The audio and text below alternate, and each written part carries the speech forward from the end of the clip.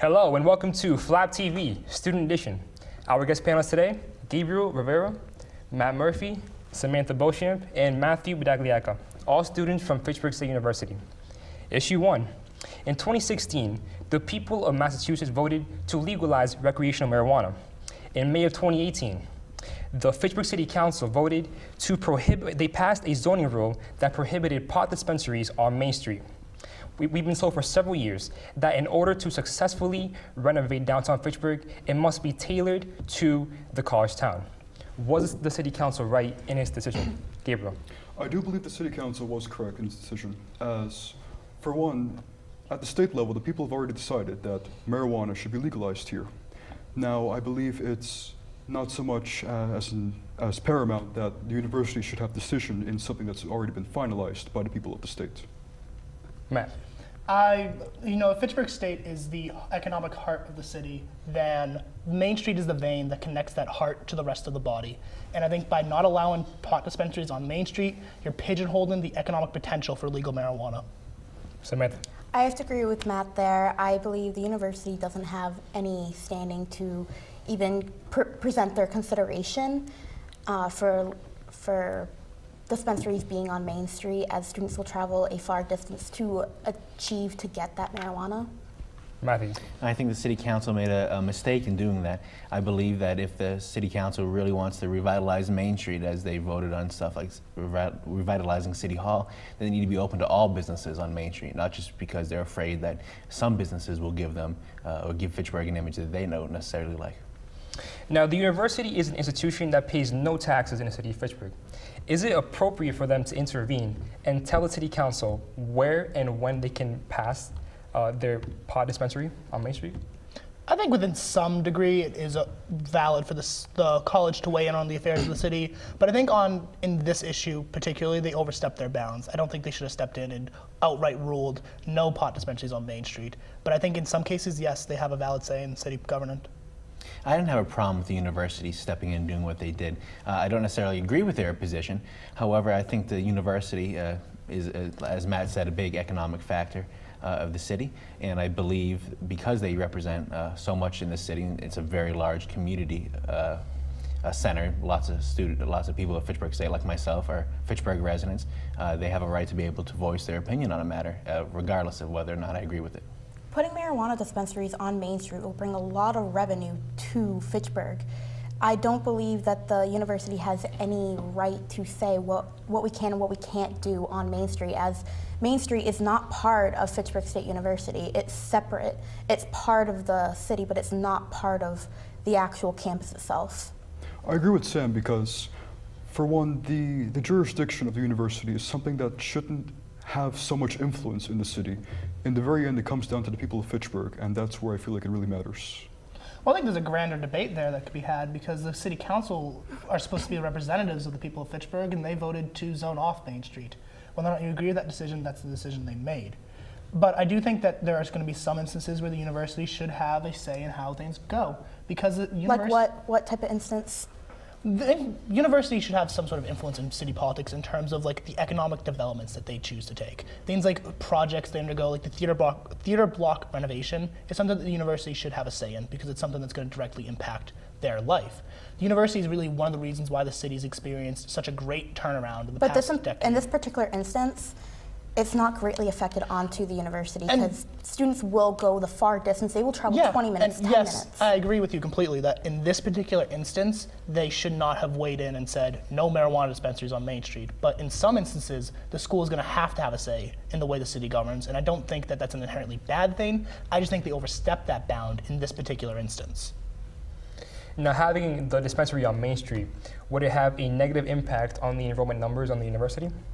I don't think so. I don't think having certain businesses on Main Street would detract from individuals wanting to go to Fitchburg State University. I think that more business on Main Street would be a good thing for the city as a whole and would attract more people if we had a better economy in the city of Fitchburg. And it'll actually attract more jobs for students who want to work on Main Street, who don't have a car, who can't drive. And I just believe the university doesn't have any right in this particular instance. My friend always tells me the story about how when he first came to look at the school, he had to be convinced to just get out of his car. And this was about 10 years ago when he was first looking for colleges. And I think that one of the things that we need to change in the city is the image it has. I don't think a marijuana dispensary, though, negatively impacts the city's image. And I think it would bring more money into the city that would help the city rehab and reshape its image to the rest of the state. I suppose it depends what backgrounds the students who come to FSU have. Because you might have students from other areas of the country who do agree with having marijuana in a local community. On the other hand, you might have some areas of the country that contain students who don't see eye to eye with this. And I think the amount of people who smoke are not changing, even if it was on Main Street. Because those same people are going to go anywhere they want to get the marijuana. It doesn't matter where it's placed, because there's not going to be an extra 10% of people who are going to smoke marijuana now because it's on Main Street. That's not the issue here. It's the same people are going to keep smoking. The same people are going to go find it. I don't think it's going to negatively impact the university at all, or Fitchburg in general. Yeah, I have to agree. I mean, it's not like it's impossible right now for students to get marijuana. Oh, excuse me. And I think even in if we were to put it outside of Main Street, students are just going to either walk there to get it, or they're just going to get it from the places they normally used to before. I think all it's doing is it's taking away the convenience of it. So instead of being able to just walk to Main Street and get a joint, someone has to call up a dealer instead, and that's tax revenue the city just lost. Now, in the federal level, marijuana is illegal, and the university is concerned that if students go to Main Street and get marijuana, they will bring it back to campus, and if they allow that, then they would be in danger of losing their federal aid. Schools in general in Massachusetts do have marijuana on campus. It's not going to change, just the distance, how far they're going to get. Where are these kids smoking? Are they going to go smoke in their car? Because college students do smoke. I know a percentage of amount of people do smoke on campus, and that's just not at Fitchburg State, but it could be at any college. It's the place where we're putting a dispensary is not going to affect the school in any way. I understand the concern of the university in that aspect of concern over their federal funding. However, the university is not sponsoring this pot shop. They're not having the pot shop in the hub. They're simply, it's in Fitchburg. Stuff like that's going to happen. There are alcohol shops in Fitchburg too. You can get alcohol on Main Street. These are issues that I understand the concern, but I just don't agree with it. And yeah, I mean, it goes back to the issue of students are going to get this anyways. It's a question of whether or not are they going to get it from an illicit source where the city makes no tax revenue, or they're going to get it from a legitimate source where the city does make some financial benefit off of it. And another thing along with that, wouldn't you want students to be safer? Let's say, wouldn't you rather them go to a dispensary than go try to find some drug dealer to get the marijuana? There's a lot of circumstance that you have to put into this that I feel like the university and the city council have not even thought of. Well, speaking of safety, according to the Fitchburg Police Department, they say that there are no policing methods to measure marijuana. So in that case, would it create a safety hazard, having on Main Street? Maybe, but that relies on the assumption that if you don't put it on Main Street, it's never going to find its way to Main Street anyways. I mean, clearly there is a safety hazard. There is no breathalyzer test or equivalent test for marijuana levels in the system. But the voters of Massachusetts clearly didn't care. They voted for this measure by an overwhelming majority. And the assumption that just not putting it on Main Street is going to somehow help that safety concern is just kind of a flawed argument. If there's a safety on Main Street, then there's a safety all in Massachusetts. Just having it and not having a breathalyzer test or anything shows a safety everywhere. It doesn't have to be just on Main Street just because that is where the dispensary is. They could find it on a back road. They could put it down the street. It doesn't matter the place where they put it, but there's still going to be a safety issue that needs to be addressed. Now, should marijuana be held to the same standard as drugs or alcohol? Yes. I do agree, because marijuana does impair the senses in similar methods that alcohol already does. And I feel like we should take the similar precautions that we have done in the past for alcohol. I completely agree with that statement by Gabriel.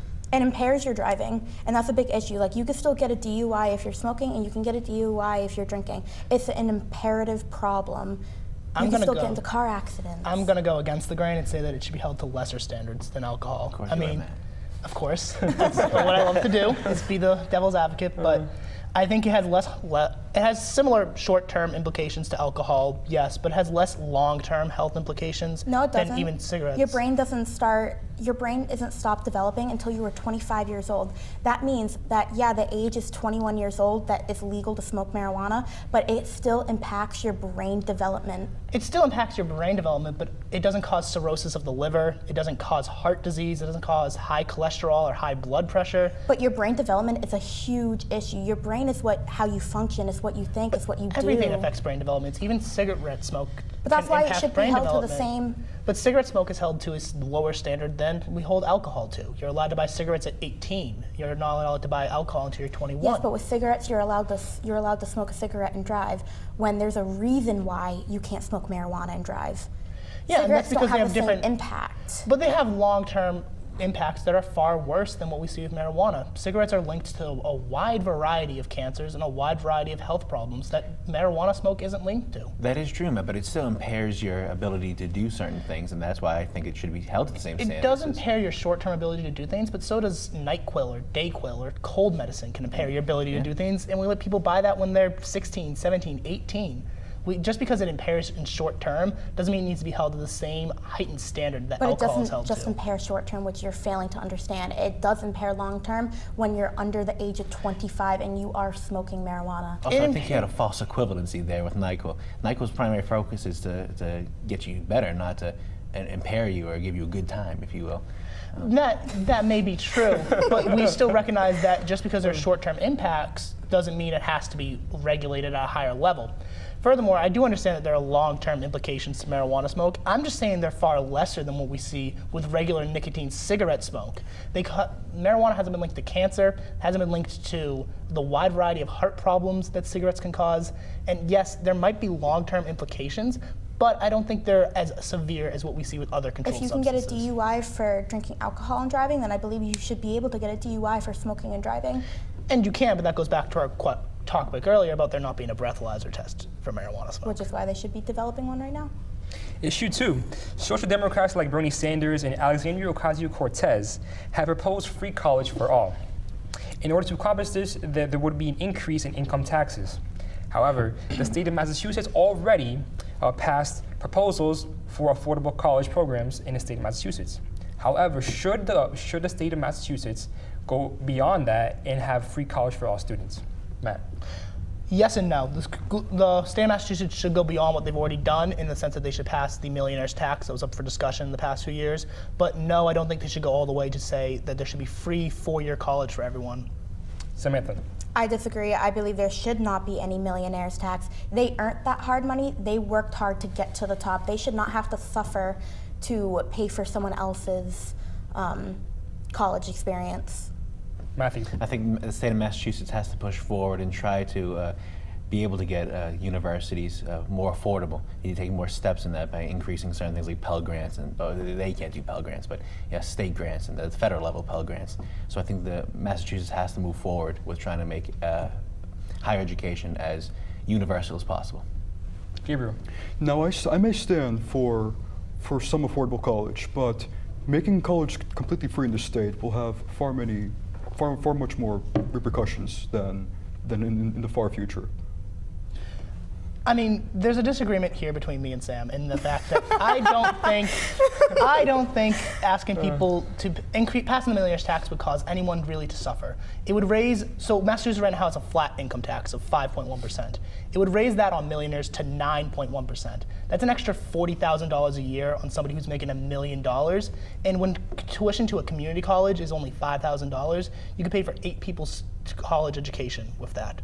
It should be their choice. They earned that money. It should be it's a moral standpoint. They earned the money, they got there, they got that far. They should be able to spend the money the way that they want to. First, there's no guarantee that just because they're making $1 million right now that they earned that money in any form of the way, whether it's legitimate or illegitimate. But second of all, I think we've already recognized that income taxes are a valid form of taxation in this country. Asking them to pitch in just a little bit more to help millions of people in this state would not be a moral violation. The Department of Revenue estimated that the millionaire's tax would bring in somewhere between $1.6 and $2.2 billion for the state.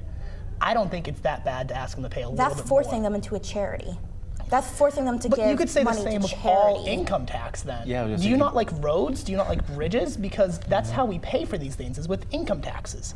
And just to say that it's But forcing them just to uplift one group of people's income tax or help their to tax uplift in general. the majority of people in this state. The majority of people in the state don't make $1 million. That affects a few thousand people that live in this Commonwealth. The majority of people are more like my family who makes less than $100,000 each year. Mine too.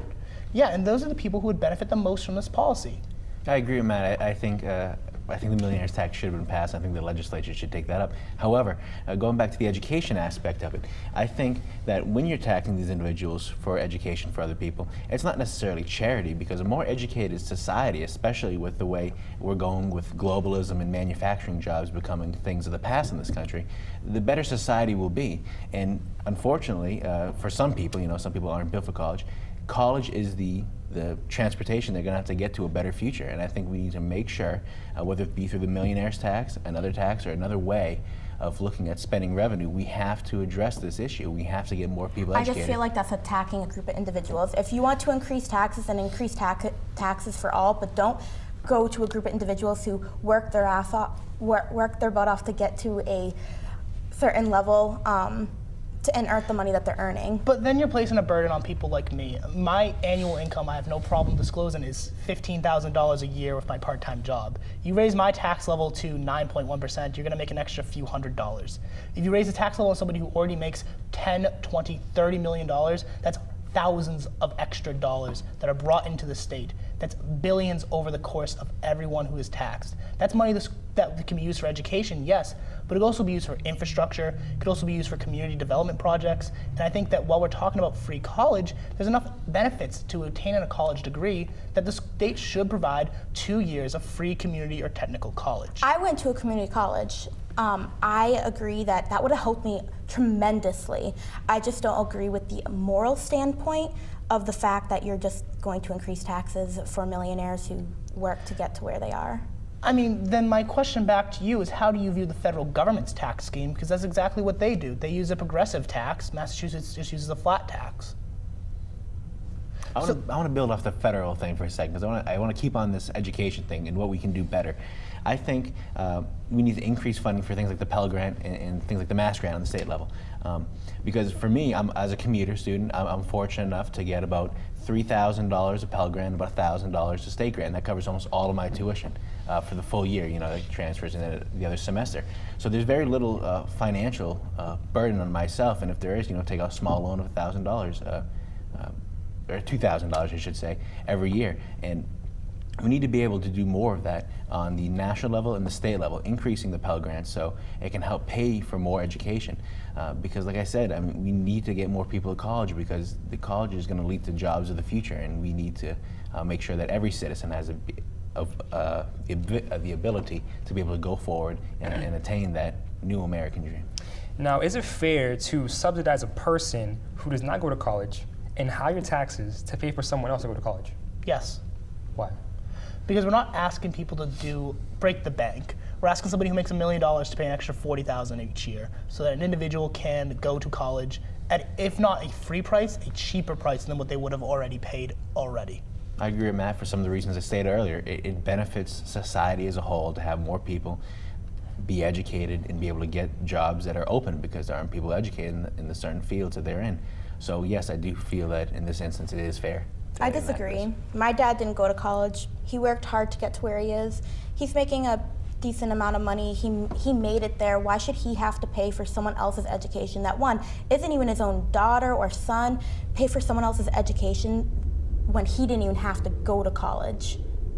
Well, I'd argue that he still pays taxes that go to local public schools, and when his children get out of schools, he's still going to be paying those taxes for the public schools. So I think it's very similar to that. And we're not asking people like your dad to put in more than what we're worth, more than what they can do. We're asking people who already have it made, who've already reached the American dream, to put in just a little bit more so that other people can realize their American dreams. On a person making $1 million, that extra 4% would be $40,000 more. That's not going to break the bank, that's not going to kill them, and that's not even going to affect the large majority of Massachusetts families. But what has to be considered here, I feel is important, is that if you make free college in this state, you're going to have an influx of students coming into the state. Now, that might be beneficial in the short term. You're going to put a lot of strain on the infrastructure of the state by having an increase of students coming into these institutions. Well, that's not an insurmountable barrier to the problem, though. We could implement it so that only those who've been state residents for a certain amount of time are allowed access to this affordable education. We can still charge people out-of-state tuition rates if they're coming in from, say, New York or California or Florida, but that's not a barrier that should stop us from trying to make education more affordable. Yeah, let's not forget though that university education used to be free in a lot of areas. In California, up until the 60s with Governor Reagan, colleges and universities there were free to California residents. They had to be California residents. So I think it's not an idea that's new. It's something that's happened before, and I think we can go back to it. We have to look to the past to shape the future in this instance. And I think that is something that we can definitely do. Issue 3. The Trump administration has begun to dismantle affirmative action policies given by the Obama administration, which urge universities to consider race as a factor in their admissions process. This would not repel affirmative action as a whole, but it would indeed make it harder for universities to consider race as a factor in their colleges. Is it right for the Trump administration to do this? I believe it is right. I believe that while I agree what the affirmative action policy has done in the past, I believe it should be based on a class classification, lower class, middle class, upper class. Matthew. I think it's wrong what the Trump administration is doing. I think using race as a factor in the affirmative action or in the admission process is a good thing. It's something that can contribute to the overall diversity of the campus and increases people's, it makes people's education more well-rounded. Gabriel. I agree with it in the sense that for one, race is not that important when comparing the merit of an individual. I feel like it's more so that GPA should be put above any kind of race card involved. Matt. I'm going to say it's wrong, and in the interest of time, I'm going to leave it at that. Now, question, aren't affirmative action policies racist in the sense that universities are giving special considerations to a person of a particular race? Not at all. I don't think so. I think that's completely wrong. First, the Supreme Court has ruled this, in the case of Regents of the University of California against Bakke, as well as Grutter against Bollinger, that for an affirmative action policy to stand, it has to be a factor in the admissions process. So it's not the deciding factor. It's something that could possibly tip the balance in someone's favor. So they're not saying, okay, we're going to get this many black students, we're going to get this many Hispanic students, this many female students.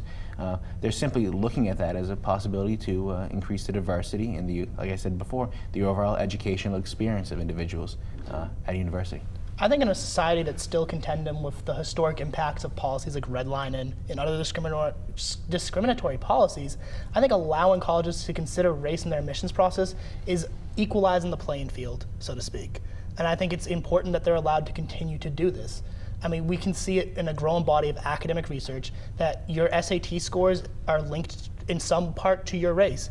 Even when controlling for levels of wealth, white students almost overwhelmingly perform better than minority students on the SATs. But aren't we telling people of color that they can't make it on their own, that they need some sort of help to get into college? No, not at all. It's the same principle that the court talked about in the Brown v. Board of Education case.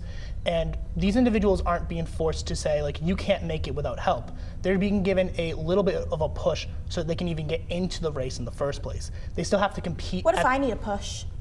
What if I'm struggling? What if I'm in the same exact spot as all of these other minority candidates? And that's why, as Matt talked about earlier, schools are allowed to use a holistic review of all the factors in an applicant's process.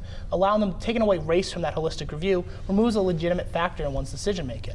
And even still, once the individuals get into the university themselves, they still have to compete at the university, they still have to do well in their classes, they still have to graduate. They'll make it through on the university on their own merits. But this also goes like with issues like scholarships, like people give scholarships based on of race or where they're standing. When people like me, I've struggled to get scholarships, I've struggled to go to school, even to go to Fitchburg State, I'm struggling. And other people get a ride. They get a full ride just to go because of their race. And I just believe that the affirmative action policy is not helping that problem. I believe that if you work on where your class is. If you're a lower class, then they should work with the lower class instead of just working on based on your race. I think that's something that's considered, though. I think if you put in your essay to college, in recommendation letters, people who know you, people who write your recommendation letters know you a little bit better than other people. So I just have to base what I want off my letter of recommendation and personal notes? I think you're kind of dodging the point here, right? The issues of people getting scholarships because of a particular race is different from whether or not they can get into the university on the basis of an affirmative action policy. And we've already for decades, recognized that affirmative action policies are legal within this country. We've recognized that they are good. They have some sort of positive impact on society. In the past, they were very good. And they can continue to be good today. There's no reason why they can't. Do you have any evidence to indicate otherwise? Well, even Martin Luther King Jr. even agreed that it should be based on your classifications, not just based on your race. But these aren't mutually exclusive. It's not like a school can only consider race or class. They can consider both when they make their decisions, and the school should be continued to allow to make those decisions. But what I see here is that for the government to come in and promote students based on their race, I feel like this is an issue on one's self-determination, because as a minority myself, I want to have a strong sense of my own skills, my own intelligence, and my own desires to get into a university or a place of high standing is done by my own will and not the will of the government. Well, that's what affirmative action policies do. They look at you. You have to be deemed acceptable to the university for an affirmative action policy to be able to take place. So that's an argument I hear a lot, is that, oh, it's just your race. And it's a valid one. If it's just your race, then I think it's wrong. It should be thrown out. But that's not the case in any affirmative action policy that can withstand scrutiny in the court of law. Yeah, and I think if a school was just saying, oh, we have a set quota where we're always going to take 25% of our students to be a particular minority group, I don't think anyone's going to advocate that that's a right thing to do. But allowing race to be considered as a decision they make, I think is perfectly valid. And I also think that it's necessary for universities to be able to do this, because there are still historic impacts from policies that we see, like redlining, where we denied people access to certain services based on their race. And I think, even though, to go back to your point about how you want to be able to feel like you can compete on your own regardless of your minority status, I think you still have to do that. Because you and I are still on the same playing field. We're still on the same competition when you and I are in college together. We're just making sure that you get into that race to begin with. Now, Gabriel, so the purpose of affirmative action is to, again, remedy historical discrimination. So in that case, isn't the university have deference in crafting policies they see fit in order to increase diversity? I, for one, am not exactly sold on the idea of forcing diversity, because I feel like in the best way to have a solid university environment, we need to have people of the highest caliber, people who have proven themselves in different educational areas, in extracurricular activities, and so forth. And I feel like that's what really makes a university a solid university. Now, a person of color that comes from impoverished backgrounds, they would have not the same opportunities as someone who comes from a rich background. So at that point, is affirmative action policy justified? Yes. I mean, I come from the town of Milton, where it's a fairly well-off suburb of Quincy, which is also near Boston. And in my high school, we had a built-in SAT prep class into our curriculum, so that everyone who wanted to take it could take a SAT class for free. I think a school district that was poorer would not have had that same opportunity that I did. But there is a core curriculum that all high schools and all middle schools follow in the state of Massachusetts. So everyone technically is getting the same education. The degree to which that actually plays out in the real world is different. You can look at the different schools and how differently they perform on the MCAS and how differently they perform on the SAT in terms of their statistical averages, and I would bet my house on the fact that richer school districts will have higher average SAT scores and higher average MCAS scores. And going back to the justification of the policy for someone who's a person of color, who's of low income, they still have to meet the standards of the university to be able to get in the first place. So it goes back to the overall purpose of affirmative action policies and using them to admit people who would be admitted no matter what race they were or what other factors that they would bring to the table.